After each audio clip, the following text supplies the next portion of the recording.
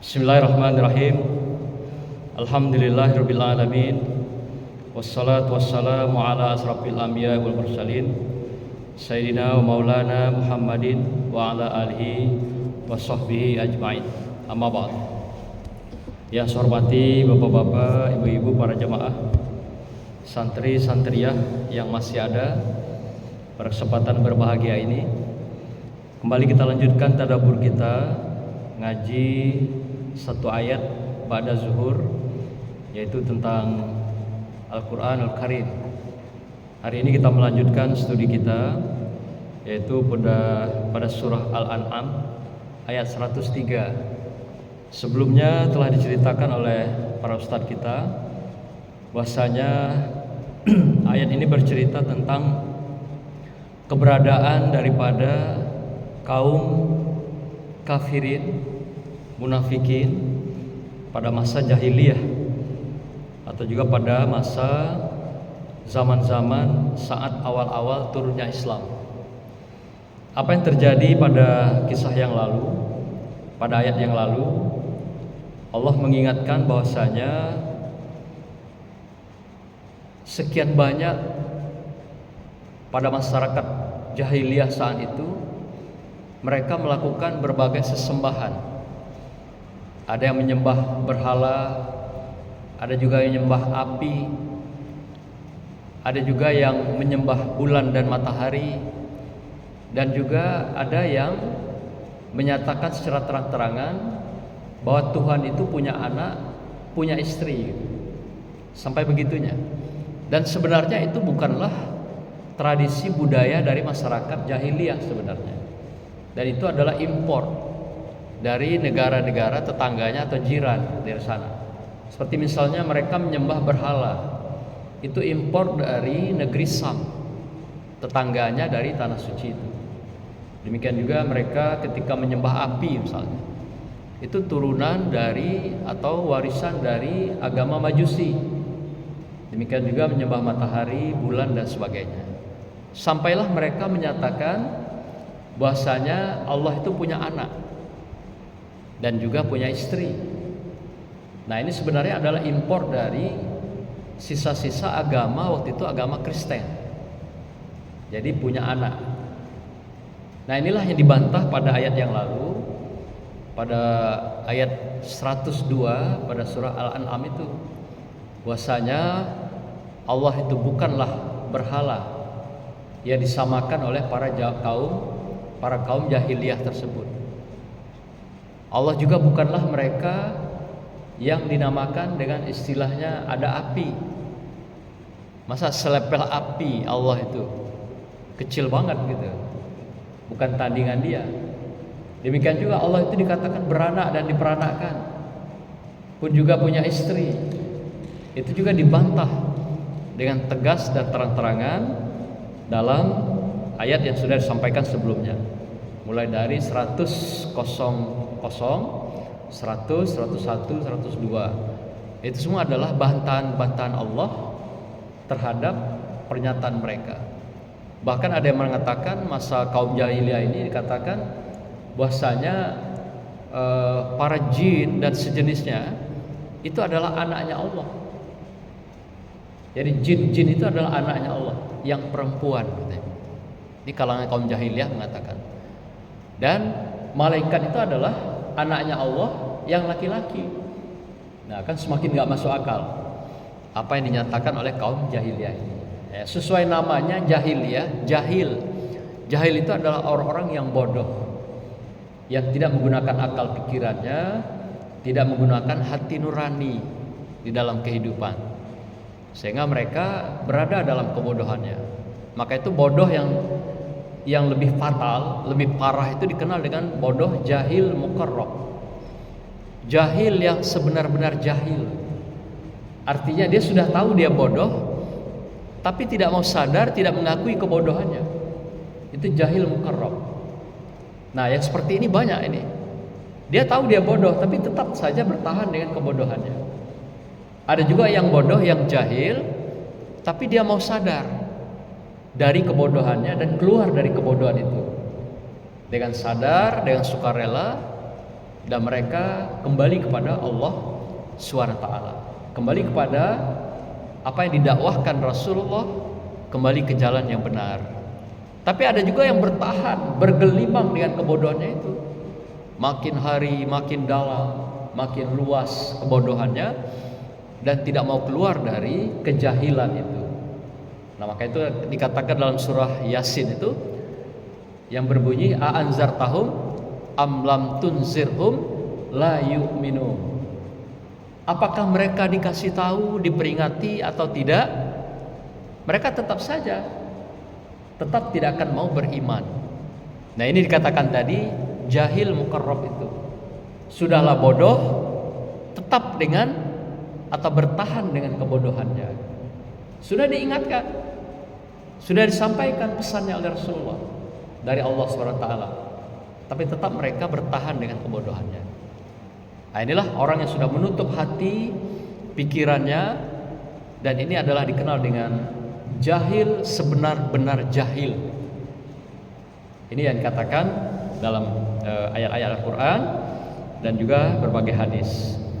Nah, Bapak Ibu sekalian, kita ingin melanjutkan kajian kita pada surah yang berikutnya, ayat ke-103, yang dalam hal ini juga singkat ayatnya, yang berbunyi Bismillahirrahmanirrahim, la tudrikul absar wa huwa yudrikul absar wa huwal latiful khabir. Ada 3 pesan di sini Allah ingatkan sebagai lanjutan ayat sebelumnya. Yang pertama, Allah katakan dia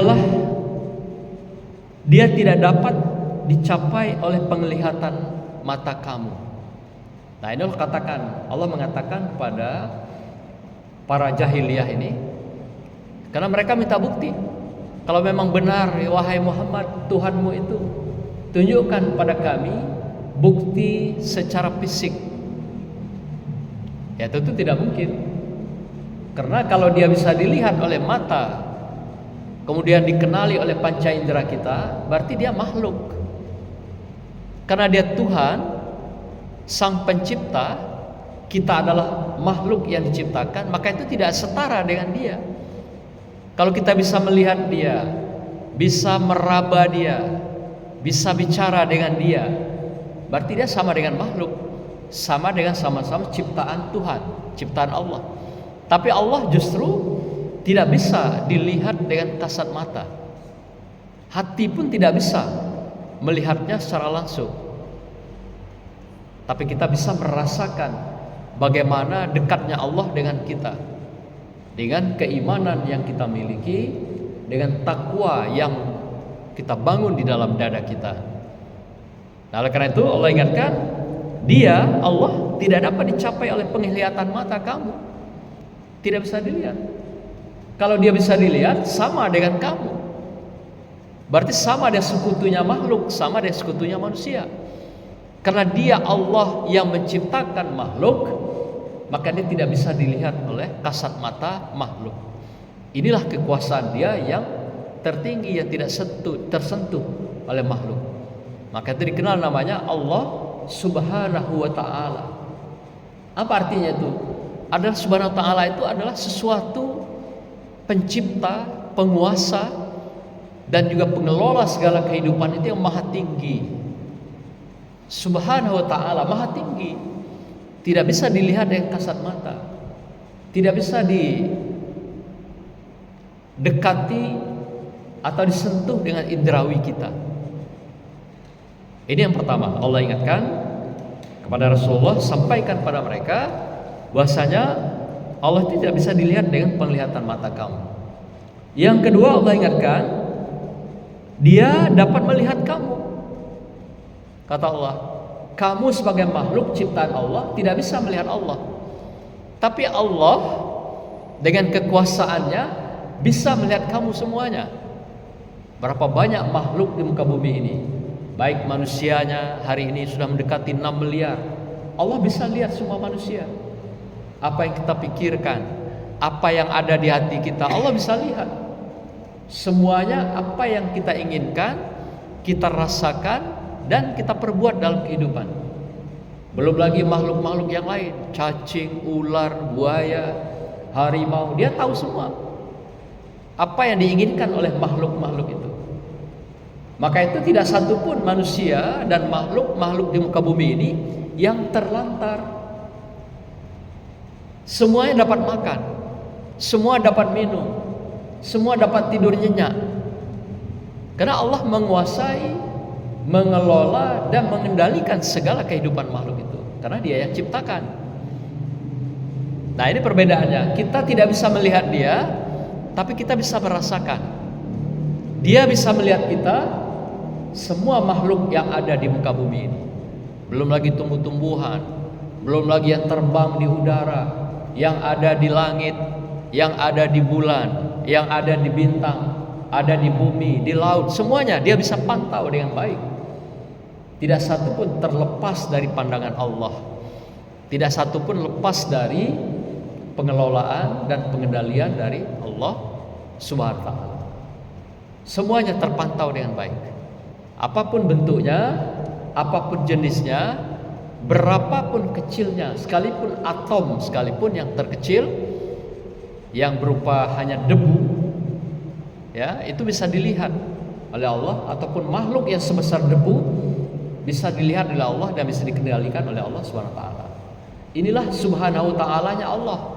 Maha tingginya Allah, maha kuasanya Allah, maha mengendalikan Allah atas segala makhluk ciptaannya. Nah, berikutnya di akhir ayat ini katakan wa huwal latiful khabir. Dan Dialah Allah yang maha halus dan juga maha teliti. Latiful khabir itu, latif itu ada bahasa lainnya adalah lembut. Tapi di sini digunakan istilahnya maha halus.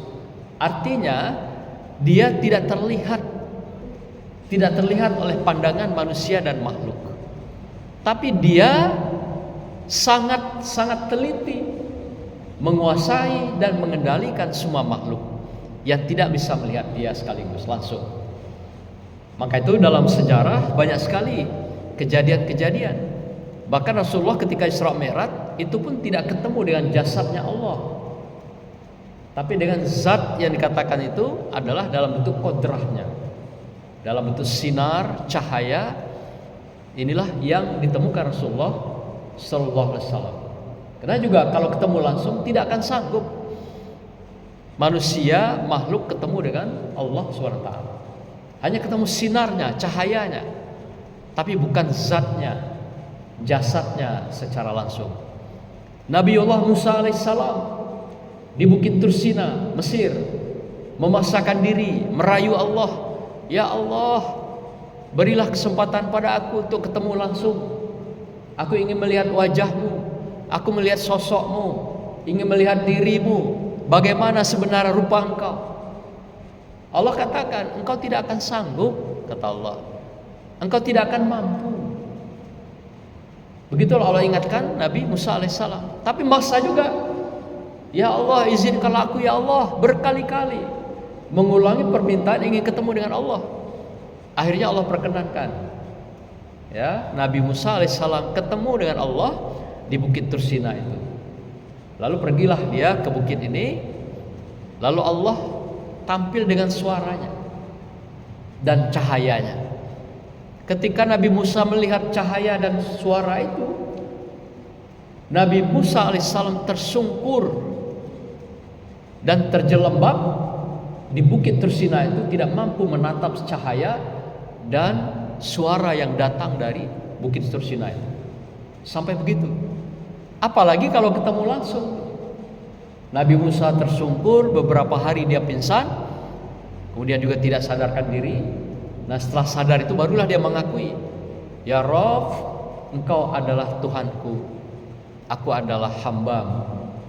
Langsung dia menyerah, tidak lagi kepengen minta macam-macam, ketemu dengan Allah Subhanahu wa ta'ala. Nah, begitulah Nabiullah tidak sanggup ketemu Allah secara langsung. Tetapi Allah janjikan kita akan ketemu Allah dengan semuanya. Ya, kita semuanya nanti akan ketemu Allah Subhanahu wa taala di surga Jannatun Na'im. Akan ketemu kita nanti. ketika kita menikmati pembalasan, reward, penghargaan dari Allah Subhanahu wa taala. Kalau di masa-masa pengadilan kita belum ketemu langsung. Belum ketemu langsung nanti. Di yaumil akhir, yaumil kiamah kita belum ketemu. Itu baru nanti ketemu dengan berbagai hisab-hisab yang Allah berikan melalui malaikat. Dan kemudian juga diperlihatkan bagaimana posisi matahari yang nanti berada sejengkal di atas kepala kita. Bagi mereka-mereka atau kita yang mengingkari akan apa yang Allah ingatkan pada kita tentang keislaman, keimanan, ibadah dan ketaatan kepada Allah SWT. Di sanalah kita baru merasakan, belum ketemu Allah saja kita sudah mendapatkan azabnya luar biasa. Mulai dari kubur kita sudah dapat, mulai dari barzah, nanti alam barzah kita sudah dapat, sampai yaumil akhir, yaumil kiamah kita sudah dapat. Persekot-persekot bagi kita yang melakukan kezaliman dan kejahatan atas kejahatan kita. Nah, ketemu langsungnya kapan? Di surga Jannatul Naim Allah SWT. Semoga kita semua akan ketemu dengan Allah SWT. Sebelum itu akan bertemukan dengan Rasulullah, yang insya Allah kita harapkan mendapatkan wasilahnya, mendapatkan syafaatnya, dan juga syafaat Al-Quranul Karim yang menjadi pegangan kita, bacaan kita, pedoman kehidupan kita selama di dunia Allah SWT. Inilah Allah ingatkan kita semua bagaimana bahwasanya orang-orang yang kafir dan ingkar ini Allah sudah ingatkan bahwasanya Allah itu tidak bisa diraba, tapi Dia sangat halus. Tapi Dia juga melihat kita semua, mengendalikan kita semuanya, dan memenuhi semua harapan-harapan hidup semua makhluknya sampai makhluk hidup itu menemui kematiannya, berpisah dengan kehidupan dunia yang fana, yang saatnya sangat singkat dibandingkan dunia akhirat kelak, yang satu hari berbanding 1000 tahun. Luar biasa bagaimana kita akan menghadapi hari-hari akhir nanti. Tapi bagi yang beriman, bertakwa pada Allah, sekalipun 1000 tahun itu bagaikan dia hanya sekejap, bagaikan mimpi indah yang kita berada dalam alam barzah itu nanti, dan ketemu dengan berbagai nabiullah dan malaikat. Pada akhirnya ketemu dengan Allah SWT di surganya yang sangat-sangat membahagiakan. Demikianlah Bapak Ibu sekalian, semoga Allah berkati kita, Allah ampuni kita, berkati di bulan suci Ramadan ini, di bulan penuh dengan barokah dan ampunan. Demikianlah, wassalamualaikum warahmatullahi wabarakatuh.